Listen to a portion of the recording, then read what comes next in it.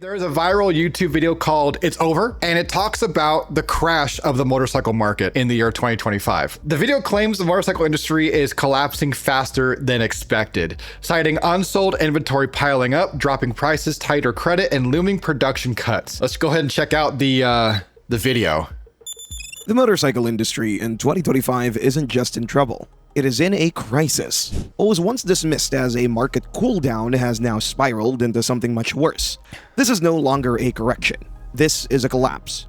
At the start of the year, manufacturers were optimistic. They hoped deep discounts, new model launches, and clever financing schemes could reignite demand. But 6 months in, the situation has deteriorated across the board. Sales are plummeting. Consumer confidence has vanished, and the core of the industry, dealers, lenders, and even manufacturers, is unraveling in real time. As of June 2025, more than 60,000 new motorcycles sit unsold in dealerships across the US.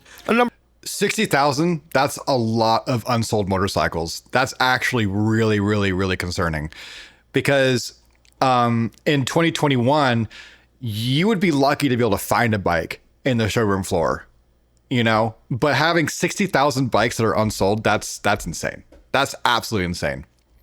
Number that's growing weekly. Some bikes have been sitting for nearly 300 days untouched. Even steep discounts, zero-down financing offers, and flashy promotional events aren't making a dent in the glut of unsold inventory. From Harley-Davidson and Indian to Honda, Yamaha, Ducati. Harley-Davidson is a huge problem, by the way. So Harley-Davidson is one of the ones that I actually like to poke fun at, because what Harley did is they really screwed themselves.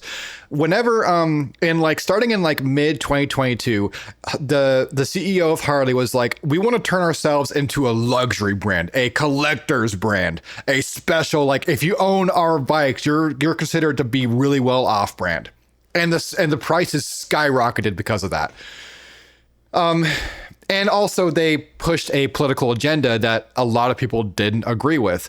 Same thing with the Bud Light controversy. I'm not going to get into it because this is not a politics channel, but Harley made some really interesting moves that pissed off their entire base, right? And so Harleys have been hurting, right? Harleys have been hurting. Prices are going up, models remain a little bit unchanged, and they're just not doing well, you know? So Harley is definitely a huge example of this. They tried to be Ducati. Exactly. They tried to be Ducati. They did. Love the first proper video on the Wheels channel. Thank you. Second video, but thank you. I appreciate that. I do. Never been a better time to buy a new bike. I mean, maybe it depends. The prices have to come down first though, which I have not seen yet. So I'm wondering if it's possibly due to car performance getting better with technology. People aren't looking for motorcycle and a more exciting experience anymore. I have heard that. Like, I have friends who are in the Gen Z, the Gen Z and Gen Alpha territory, and what they say is, we don't want to deal with a motorcycle whenever I could just be comfortable in a car. You know, that convenience and that convenience mentality is taking over the new generation for a lot of people. There are some that still want a motorcycle, right? But it's becoming a lot more prevalent where, why have a bike when you could have a car that's safer and more comfortable, and you got the air conditioning, you got the heaters, you got the radio, you got the massage comforters, you got your paid subscriptions because of things that BMW doesn't include out of the factory. Gen X, not Gen Z, not Gen X. Gen Zs and Gen Alphas are definitely adopting a more comfortable lifestyle, and I'm hoping that goes away soon. Airbags, yes, airbag. Yeah, why? I mean, Goldwings have airbags. Okay, Goldwings have airbags. We cannot use that excuse. So we need more motorcycle movies like Wild Hogs. Yes, cars equal safety, and that's the problem. People think cars equal safety is more of a factor to purchasing a vehicle than having fun. You know, like Triumphs are a fit for all generations. Yeah, exactly. If I need speed, I just turn off chill mode in my car. Yeah, I mean, that's what Tesla's for. Yeah, you're right. If you want speed, you get Tesla with a button. Go to ludicrous mode. Yeah, you're good. Harley needs to rebrand. I think it affects, it mostly attracts older generation. No offense. There are more younger generation now. Exactly. The generation that used to buy Harleys is literally dying off. And Harley has done very little to change their brand. Very little to change their brand. And so you have these, I mean, they're doing some things like the Pan America. Cool. That was a good step forward. That was a really good step forward. You also have the Harley e-bike, which honestly is really cool, but significantly overpriced, right? And so you have these onesie twosies things that Harley's doing that isn't bringing the new generation forward. BMW, no brand is safe. Even entry-level models that once sold like hotcakes are collecting dust. And now, a new wave of factory shutdowns and dealership bankruptcies is rippling across the country. The crash isn't easing, it's accelerating. Yeah, Riders are walking away, and dealers can't stop it. Walk into any major dealership today, and you'll notice something strange. Silence. Gone are the days of weekend crowds. Yeah, every time I go to a dealership, it's just dead silence. It feels weird. I can hear myself breathe. I can hear myself think. It's not busy like it used to be. There's no longer are filled up tables with the salesperson and the customer negotiating a price, talking about a sale. It's actually very rare to see. Like if I go to a dealership and I see an ongoing sale going on, if I see an ongoing sale happening in front of me, it's very strange actually. I'm like, wow, this company is actually selling a bike today. Awesome. Let's go. And bustling sales floors. Many showrooms feel like ghost towns. Salespeople are sitting idle. Service bays are quiet. And managers are panicking. According to the National Powersports Dealer Association, dealership foot traffic is down 38% year over year. Online inquiries down 38%. over 50%. That's and here's crazy. why. The average That's very motorcycle sad to price see. has become completely unrealistic for the average American.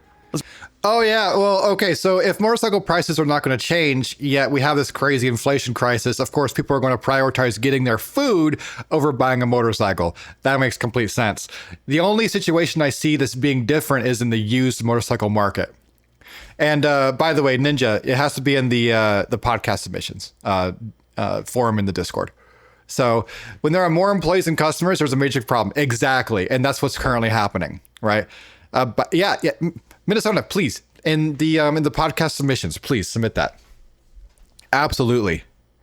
Yeah, from not being able to afford a house to not be able to afford a bike. Yeah, exactly. Like people can't afford the basic necessities of living, so therefore they're going to not want to buy an expensive motorcycle that has remained at the same price point as it always has been. Let's break it down. A Harley-Davidson Road Glide now costs over $30,000. A BMW Minnesota, the only problem with that is it's going to get lost in the chat. And so whereas the podcast submissions, I'm going to be heading straight there for all my stuff. But yeah, it sounds like the pandemic, but it's on motorcycle world. It really does. It really does, doesn't it?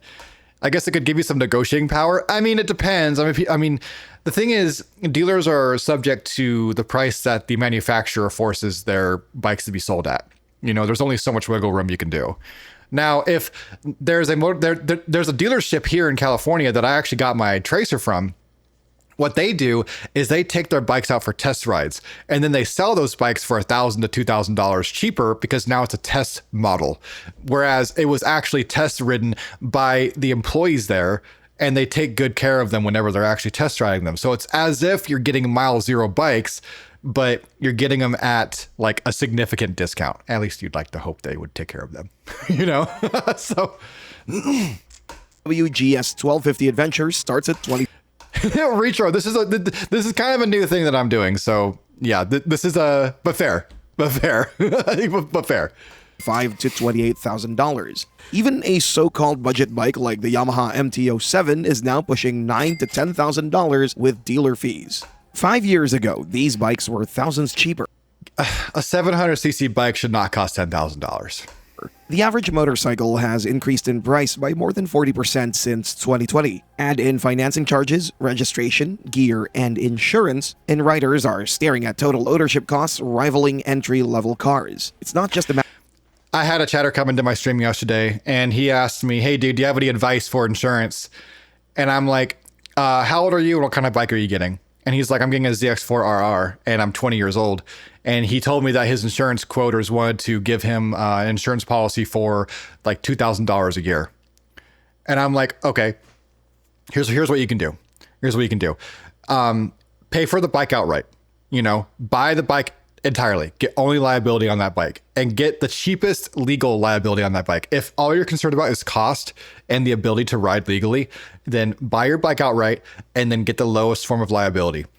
If you're financing your bike, what you can do, and you didn't hear this from me, I'm not giving financial advice or anything for legal purposes, but if you have a bike that you cannot afford insurance on under full coverage, increase that comprehensive and collision to the maximum deductible possible, decline medical coverage and uninsured motorist. Some states require you to have uninsured motorist. And then also decline roadside assistance. That should bring down your rate enough to where you can afford it each month. But if you're young and you're buying a sports bike, you're going to be paying a fee for your insurance policy, right? Also, tell them that you're riding five miles a year. So, I never ride this bike. It's basically storage kept. No. But again, this is not financial advice and this is not advice for your insurance policies. Do what you want, do what you will, do what you feel comfortable with, and have fun riding your bike. Matter of cost. It's a matter of value. And right now, buyers simply don't see it.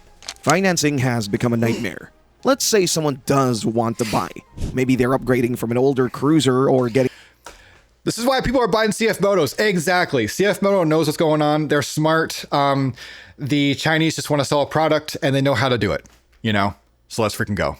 Into riding for the first time. There's a problem. Financing a motorcycle in 2025 is brutally expensive. Interest rates are the highest they've been in over 15 years. In 2020, interest rates don't help either. Interest rates are also causing prices to go extremely high, and it's ridiculous. A buyer with decent credit could finance a new motorcycle at 3 to 4%. Today, that same buyer is being quoted for 9 to 11% for a new bike and 12 to 15% for a used one. And those with less... Having a 12 to 15% interest rate on a used bike is absolutely insane. You can go and get a private sale for the same bike and save yourself the interest, right? I think personal loans are cheaper than that. Personal loans are cheaper than that.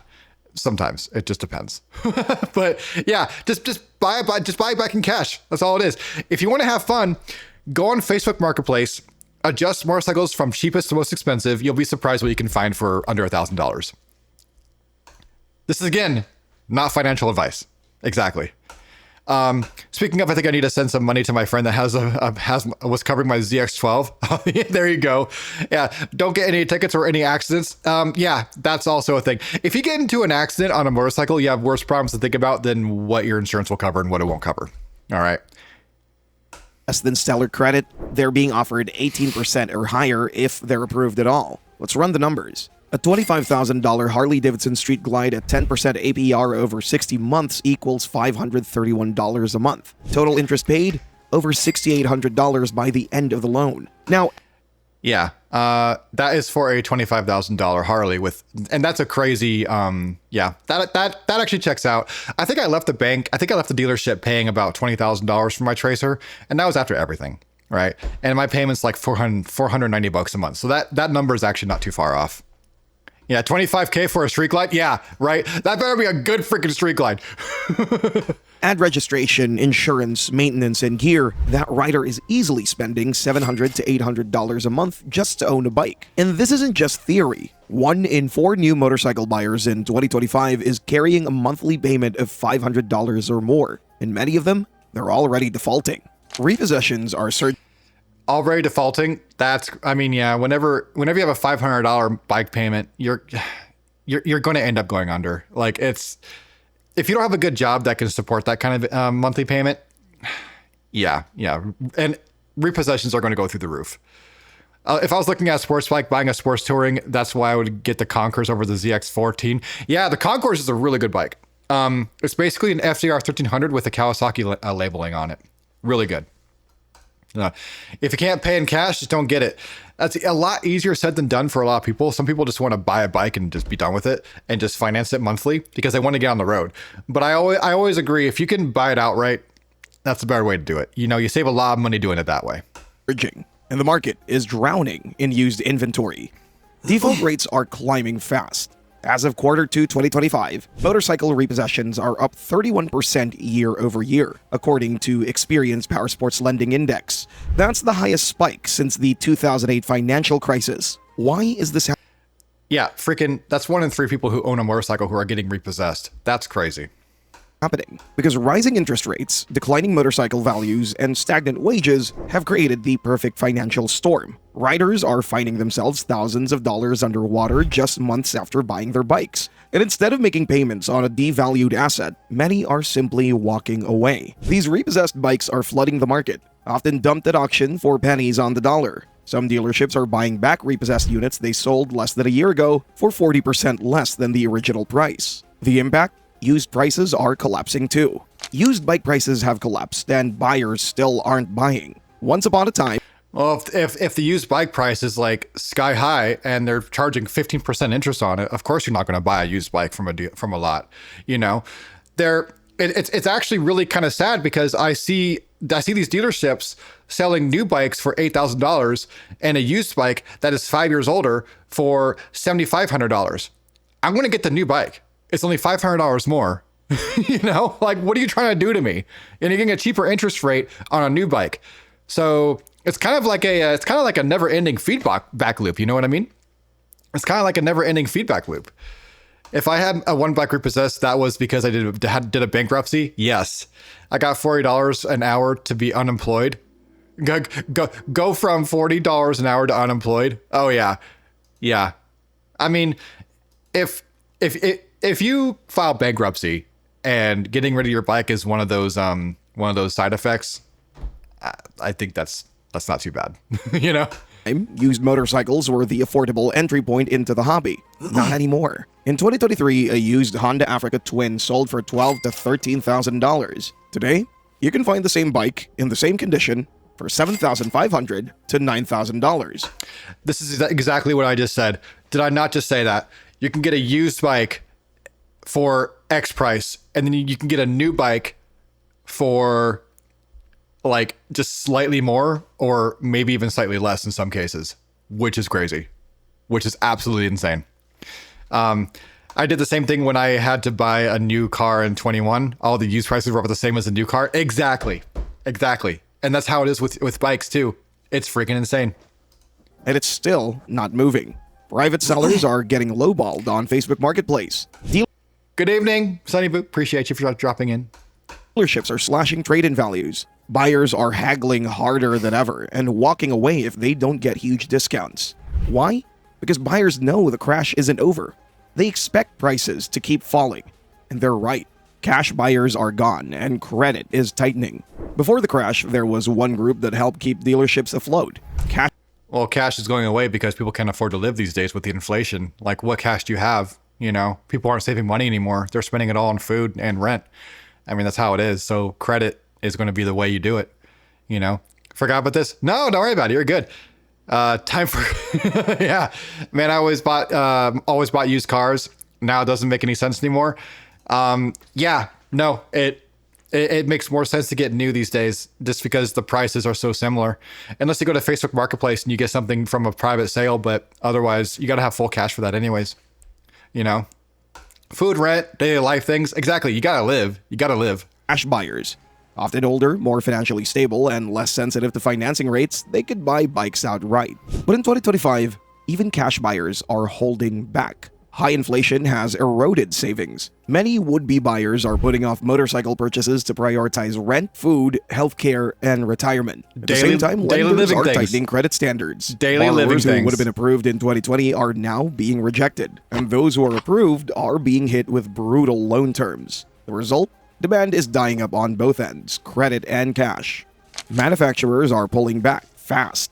The industry's biggest names are now making serious cuts. Harley-Davidson has idled 2 production lines and reduced Q3 output by 35%. The problem is if you're going to reduce your lines, your cost to make the motorcycle is going to go up, and therefore your bikes are going to become more limited edition, and that's also going to spike prices. So reducing how many bikes you're creating is actually going to create a feedback loop where it's actually going to increase the price of the bike because now your bike isn't being pushed out as hard as it was because they just don't exist. You know? Yeah. Hi. I'm not going to be able to say, I'm just dropping to say hi. Welcome in, Jen. Appreciate you. They're at 21 MT10 with 6K miles on it for 16K at the dealer near me. That's insane. When buying a new bike, just look for the ones that have had it for a while, just like for 2024 and Vaquero in 2015. Yeah, they want to get rid of that bike, so they're actually, Retro brings up a good point. Dealers are going to be more likely to negotiate with you whenever the bike's been sitting there for a long time.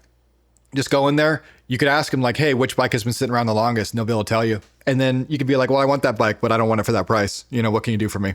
You know, help them get that bike off the lot. You know, that could do huge things. Indian Motorcycle has suspended dealer allocations for certain models due to oversupply. Honda is scaling back US shipments by 20%. BMW Motortrad is postponing North American expansion plans. Zero Motorcycles has laid off over 12% of its workforce. Zero Motorcycles doesn't surprise me because it's very rare for me to actually see a Zero motorcycle out in the wild. Out of the 20 years I've been riding, I think I've seen a Zero motorcycle out in the wild maybe twice. You know, people are just not buying them because they're $30,000 for an electric bike that gets 200 miles on a charge. And guess what? Whenever that 200 miles is over, you got to plug it into a charger and leave it there for several hours to charge, you know? Whereas on a gas bike, you run out of miles, you run out of gas, you go to a gas station, you fill it up, you go again. You know, you're ready to go in like 2 minutes. It's great. It's the best thing, man. Try it sometime. Do you do more old timer or the sport machines? Both. I am a sports tour / adventure rider at heart, and I also like scooters too. So not old timer, not sporty, but in between. Yeah. And it was new. Yeah, well, it was new because they got it on the floor last year and they just didn't sell it, you know. 0 miles for a bike that's like 1 year old on the showroom floor. So I think I also heard something about better deals at the end of the month. That varies from dealership to dealership, you know, because a lot of people have quotas. A lot of the salespeople have quotas, and if they don't meet their quota, they actually get punished by their dealership that they're a part of. So that could be a thing, you know. These aren't temporary adjustments. These are survival tactics. And as production slows, job losses will ripple through every layer of the industry, from assembly line workers to dealership sales staff. Dealerships are going under, and the collapse is accelerating. Across the United States, motorcycle dealerships are shutting down at an alarming rate. Since January 2025, almost 120 dealers have gone out of business, an average of 1 every 2 days. What started as isolated closures has turned into a nationwide wave of shutdowns, affecting both massive multi-brand superstores and small family-run powersports shops. These aren't just temporary closings or seasonal slowdowns. These are permanent exits from an industry that's quickly losing its financial footing. Luckily in California, we have a very strong biker culture here, so I haven't seen a lot of shutdowns in terms of dealerships here in California, but I can imagine in other places, the shutting down of dealerships might be more prevalent. But here in California, it's not nearly as common. The dealerships that were alive whenever I first moved here in 2021 are still here today. So yeah, I've seen one person go 10K miles without any damage to batteries. Yeah, I mean, changing a battery shouldn't be a thing that you do when 10K miles, you know? I'm at 20K miles now and my battery's just fine. AKA Harleys, yeah, right? Most dealers don't own the bikes. They're just paying $60 to $150 a day to keep it. Bikes that move are gold bike that sit and will practically give away. Wait. Let me read that again. Most dealers don't own the bikes. They are just paying $60 to $150 a day to keep it. Bikes that move are gold bike that sit. They will practically give away. Yeah, like could you rephrase that for me, please? What's up, Rooney? How you doing? Welcome on in. Haven't seen you in a hot minute. Welcome on in. Glad to have you here. We have a very large and well-known bike and equipment retailer here, Iron Pony. I'm curious to know how it's affecting them. It might be affecting them. If they're the only one in the area, though, they're probably doing just fine, right? Yeah, that's what's good about EV bikes, but they are expensive. They are very expensive. Yes. Put a comma between gold and bike. bikes that move are gold. Bikes that sit, they will practically give away. Yeah. So if a bike's been sitting at the dealership for a long time, they're going to try to work with you to get rid of that bike because it's costing them money to own it at that point in their showroom floor. So One of the biggest culprits is unsold inventory. Dealerships are sitting on motorcycles that have been on the showroom floor for over 250 days. That might we were just talking about this. It's like we know where this conversation's going. I know, right? Maybe gold equals old. That could be a thing too. That could be a thing too. My YouTube app is bugging out. The chat box is hiding below the nav buttons. Hi, Wes. Oh, yeah, maybe. I don't know. That's super weird. High voltage. I'm sorry to hear that. If you head on over to, Twitch and Kick are okay, but with regards to YouTube, I'm not sure. I'm really sorry to hear that high voltage, though. That seems like that's only a problem today, because usually you don't have problems. Yeah. But hi, welcome on in. Bye, Wes. I'll just be AFK. Yeah, no worries. Yo, what's up, Abby? Glad to see you, dude. Been good, super busy. Been lurking on your Discord and seeing how awesome things going for your new motorcycle stuff. Thank you. The new motorcycle stuff has been really good. People are responding nicely to it. But yeah, no, I'm glad you're here. Hell yeah. No. Welcome on in. might not sound like much, but for a business that survives on turnover, it's devastating. Bikes that used to sell within weeks are now collecting dust for months, especially high-priced touring models, adventure bikes, and even once popular entry-level machines like the Honda Rebel, Kawasaki Z400, and Yamaha MT series. Whenever I got my Rebel 1100, I was actually incredibly lucky to get it.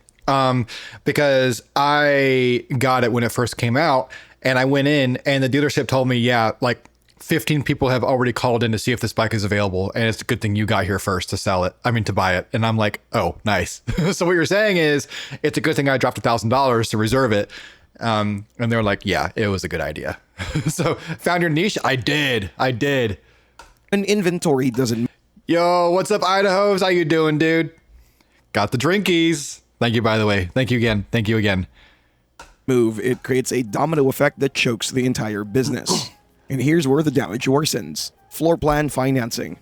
Most dealers don't buy their inventory outright. They finance it using short-term loans called floor plans. These loans charge interest monthly based on how long a unit stays unsold. When bikes sit too long, those interest charges pile up. Many dealerships are now shelling out thousands each month in floor plan fees without bringing in enough sales to offset. I think we'd actually just talked about this. It's like we've actually just talked about the whole video already. This is actually kind of funny, because we were just talking about how if you own a bike, if a dealership has a bike, it costs them money to keep it on the showroom floor, which means if a bike has been sitting on the dealership floor for a long time, it's going to end up costing the dealer a ton of money to own that bike, which would give them more incentive to try and sell you that bike because they can finally get rid of it. This happened to me a long time ago whenever I was buying a bike. I wanted bike A, but they sold me on bike B instead. And now I came to realize that they were just trying to get rid of that bike because it was sitting on their floor for a long time. So For smaller operations, it means they're spending more to hold the bikes than they're earning from selling them. It's financial quicksand. To make matters worse, foot traffic has plummeted. Compared to last year, in-store visits are down nearly 40%, and that trend shows no signs of reversing. The pandemic-era demand is gone, and rising costs of living have kept new buyers at bay. Those who do show up are hesitant, often walking away due to high prices, poor trade-in values, or financing hurdles. yeah, it's just too expensive to buy a bike whenever life today is just, pounding you in the rear end because inflation and all that good stuff. Like, you want to spend your money on food and stuff like that instead of buying a bike. So don't they lose money out if it's up on the floor and they sell it? Or I think it's that's being talked about, but having it clarified would be nice. The price is right. So what happens is every month that a dealership owns a bike, has a bike on the showroom floor, they pay money to the manufacturer to have it on their floor. Right. So if a dealership has a bike for so long, for many, many months, they have now spent more money to store that bike on the showroom floor than they would have to actually sell it. So that is what's going on here. And whenever that happens, you can negotiate with the dealership a lot more effectively and be like, hey, this bike has been on your floor for a long time. It's obviously costing you money to store it. Let's talk about how we can get rid of this bike so it doesn't become a money pit moving forward. You know, I'm gonna do a video of GL, but I have to move a CBX 1000 to get to it. That'll be a good video, man. In Germany, some people, they drive on weekend with her motorcycles. In Germany, some people, they drive on weekend with their, oh yeah. Larger stores have lower costs while smaller stores sell year-old at major discount, and bigger stores have little discount. Yeah, bigger stores have bigger inventory, so they can get away with selling a bike at a smaller discount. Whereas smaller dealerships, exactly, they have fewer bikes, so they have to, they have to sell at a major discount just to get rid of the bike. That way, it doesn't eat into their bottom end. Dealers are reporting record low closing rates and even on discounted inventory. At the same time, operational costs are climbing across the board. Commercial rent is higher, wages have increased due to inflation and local labor laws, and insurance premiums are up, particularly for liability coverage and demo units. Utilities, especially electricity and the... So demo units are kind of fun because my Tracer was technically a demo unit. And the dealership here in California called So-So Motorsports, big shout out to them. Amazing dealership in California. Amazing. They treated me well every single time. I love them. Moto Roboto has bought like 10 bikes from them. I bought one and I plan to buy more. They actually demo some of their more expensive bikes so that you can get a discount on the bike. But here's the thing, right? What they do is they ask you, what bike do you want? You say, I want that bike. They're like, okay, let's go take a ride out on that bike. You go on that bike, you take a ride, you get some miles on it, and they take you around a specific path that adds a certain amount of miles on it. And once it passes that certain amount of miles, that bike is now considered a demo bike. And they cannot legally sell a demo bike at the full cost of the MSRP. So what they do is they take you out and then they essentially save you money on the sale of the bike at the very end of the sale, you know, because now the bike is a demo bike. And it does so, it's such a cool thing that they do, you know. I don't know a lot of other dealerships that do that, but yeah. How's everyone? I'm great. Anyways, how's your streaming? I could never get tired of your channel. It's a real trip. Well, thank you. It's doing really well. Thank you so much. But yeah, so if you can hit up a dealership that will sell you a demo version of the bike, because you're the one that put the miles on on it in the first place, that's like the way to go, because you're saving yourself like $1,000, maybe even like up to $3,000 sometimes, because demo bikes sell cheaper. Summer months are also eating into already razor-thin margins. It's now more expensive than ever just to keep the lights on, let alone turn a profit. Even some of the industry's biggest players are feeling the heat. Large dealership groups are quietly consolidating, merging stores, downsizing staff, and liquidating stale inventory in bulk to cover overhead. In many regions, entire dealer networks are shrinking, not growing. And in some cases, dealerships are pivoting out of motorcycles entirely, shifting toward electric scooters, ATVs, or side-by-sides, where demand is slightly more stable. This isn't... Well, yeah, utility vehicles will always have a more stable source of being sold because people need utility vehicles, whereas motorcycles and sports bikes and cruisers and whatnot, they are seen as fun and luxury as opposed to like being needed, right? That's a huge amount of chunk. That's a huge chunk of money saved. Absolutely. You know, again, get a new bike, but have it be a test unit. You'll save yourself a lot of money that way. Isn't just a temporary downturn. It's an industry-wide collapse, and if trends continue, we could see the US motorcycle dealership landscape shrink to its smallest footprint in over 2 decades. Unless demand returns in a big way, or unless manufacturers radically rethink their pricing, production, and distribution strategies, many more dealerships won't survive the year. The storm isn't over. It's just beginning. Riders aren't returning, and the next generation isn't buying. This is exactly what I said in the very beginning of the video. Gen X, no, not Gen X. Gen X are fine. Gen Z and Gen Alpha are not buying motorcycles. because cars are seen as more comfortable and convenient than motorcycles, and they just don't want to deal with getting wind in their face, dealing with the weather, dealing with the elements. They would rather just have a cage around them, be comfy, have a radio. Why bother getting a motorcycle when you can get something that's safe and comfortable? Deeper problem looms underneath the financial crisis: rider demographics. Boomers, who've been historically the core of the motorcycle market, are aging out. Many are selling their bikes or quitting riding altogether. Meanwhile, oh yeah, the demographic of people that actually buy motorcycles like Harleys are literally dying out, which is a problem. That's why Harley is having such a hard time selling bikes, because again, the people who own Harleys are going away, and Harley hasn't done much to change who they're targeting their audience to. But you can get a radio on a motorcycle. You can, but if you have a radio on your motorcycle, that motorcycle is usually extremely expensive, like $25,000 plus, right? So that's the problem. That's like, you get the convenience of a car, but it's going to cost you so much more money, so much more money. Gen X is still a huge group. Yeah. Gen X is still a huge group. Like, Gen X is fine, and I apologize if you misheard me, but I did say, I did correct myself. I believe that Gen X is fine. It's Gen Z and Gen Alphas that are not buying motorcycles, Harley could reinvent itself to match the market, but still get younger people to want to be comfy. Yeah.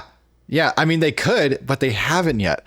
And they tried with their electric motorcycle. Their electric motorcycle, it's a cool bike, but it's insanely expensive. Younger generation. It says it's insanely expensive. Harley e-bike. Let's check it out. So the Livewire motorcycle, again, it's a cool bike. It looks like a cool bike. I would ride that. I would sport that. But if you Harley Livewire price, if you look at the price, they start at $16,000, right? Which is actually like the cheapest I've ever seen the Livewire be at. They're going down in price. Get them while you can, guys. Get them while you can. So before the prices go back up, this is the cheapest I've ever seen them. Right? It's insane. Harleys loves blasting their radio. Oh, I hear that all the time. Yeah. Freaking, I don't know. Oh, you can't see it. I'm in the way, but like $16,000. That's cheap. They have gone way down in price. Oh my God. Looked up e-bikes and bam, they're also much money. They are so much money. Harley would have to do more on durability, as new gen don't care about the erg. I'd drive a Harley. Yeah, exactly. Stuff. And many of the other companies are more durable, cheaper, and to buy and maintain. Exactly. If you want a bike that's easy to maintain and just ride and have fun, get a Japanese bike. Get an Indian bike. Get a CF Moto. Get yourself on two wheels. Have fun at less than $10,000, and you're good to go. Again, this bike is fine. This bike looks great, but $16,000, that's cheap. That's the cheapest I've ever seen it, but that's still out of reach for a lot of people. My bike, my Tracer, is cheaper than this bike, and in my opinion, my Tracer is a lot more capable than this bike is, right?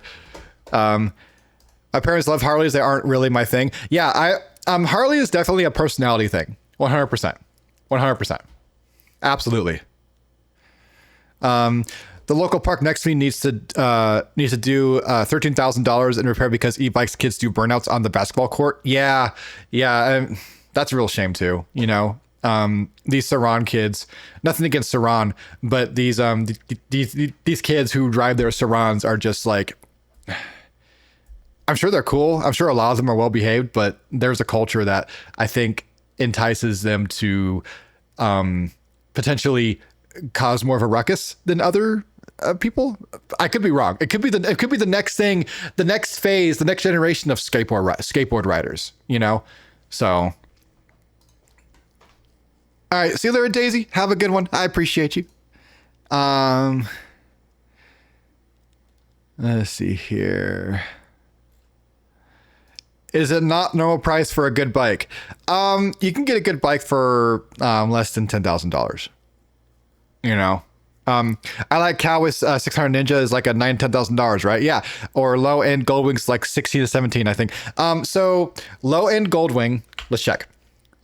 So Honda Goldwing. Okay, let's see what the price is. So yeah, starting at $25,000. Done and gone are the days of sub $20,000 Goldwings. Done and gone. It is what it is. So, oh man. Operations are simply not entering the market fast enough to replace them. Insurance costs are too high. Urban riders lack garage space. Licensing is complicated. And crucially, motorcycles just aren't seen as essential. Riding used to be aspirational. Today, it's optional and increasingly unaffordable. What happens next? If you're looking to buy a motorcycle, wait. Seriously, wait. It might be tempting to jump on the current wave of discounts. $4,000 off a cruiser here, 0% financing there, but don't fall for the bait just yet. This is not the bottom of the market, not even close. Inventory levels are still rising. Thousands of new bikes are sitting idle on dealer lots, with more arriving from previous factory runs. As 2025 continues, dealerships will grow even more desperate to clear space, especially heading into fall when riding season slows and storage costs surge. Oh yeah, if you want a good price on the bike, get a bike during non-prime season. Wait till the fall, wait till the winter, then go get a bike.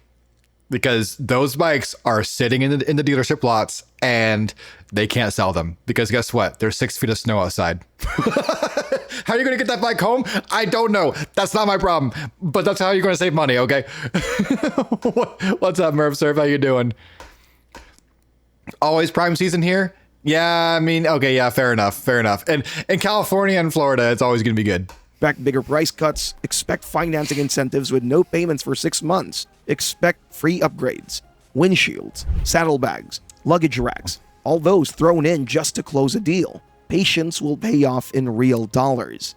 If you're eyeing a premium touring bike, an ADV model, or even a used middleweight, waiting 3 to 6 months could easily save you $2,000 to $6,000 on the same machine. The best deals haven't arrived yet. They're coming.